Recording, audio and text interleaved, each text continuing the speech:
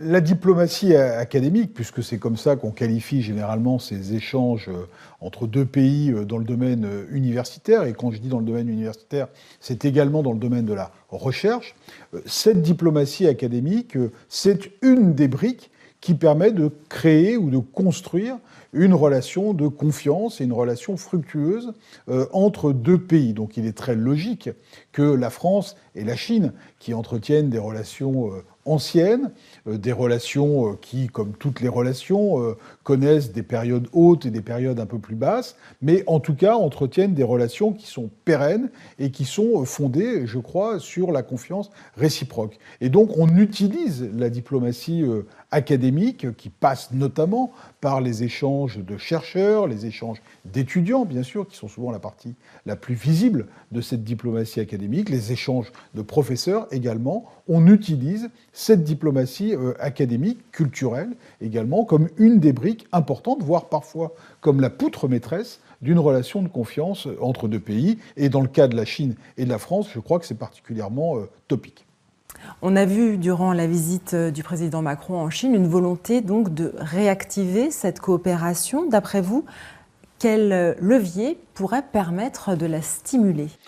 Il y en a évidemment plusieurs. Je crois que les échanges d'étudiants, on aura peut-être l'occasion d'en reparler, sont un élément toujours important parce que c'est sans doute le point d'entrée d'une relation académique fructueuse, pérenne, productive, en quelque sorte. Je crois qu'il ne faut pas négliger deux aspects importants de cette coopération universitaire et de cette coopération académique.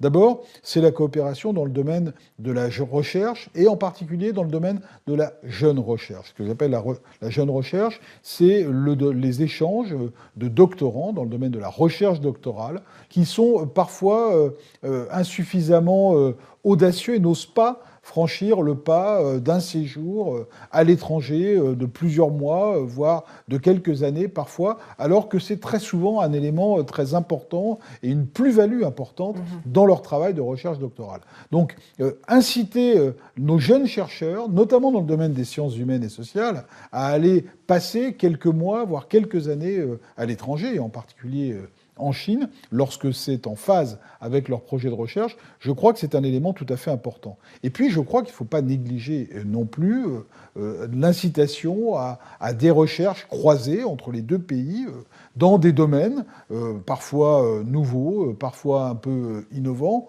On pense évidemment à un certain nombre de domaines dans le secteur des nouvelles technologies et en ce qui concerne les sciences juridiques dans le domaine du droit des nouvelles technologies, dans le domaine de la régulation des nouvelles technologies, de l'intelligence artificielle. Je pense aussi à un certain nombre de recherches dans le domaine des sciences juridiques tournées davantage vers tout ce qui est intervention de l'État dans l'économie, les nationalisations, les privatisations, les marchés publics, les partenariats publics-privés, qui sont en France, comme en Chine d'ailleurs, des éléments tout à fait cardinaux du développement économique. Et de ce point de vue-là, d'ailleurs, la Chine et la France entretiennent une situation qui est assez similaire, toute proportion gardée naturellement.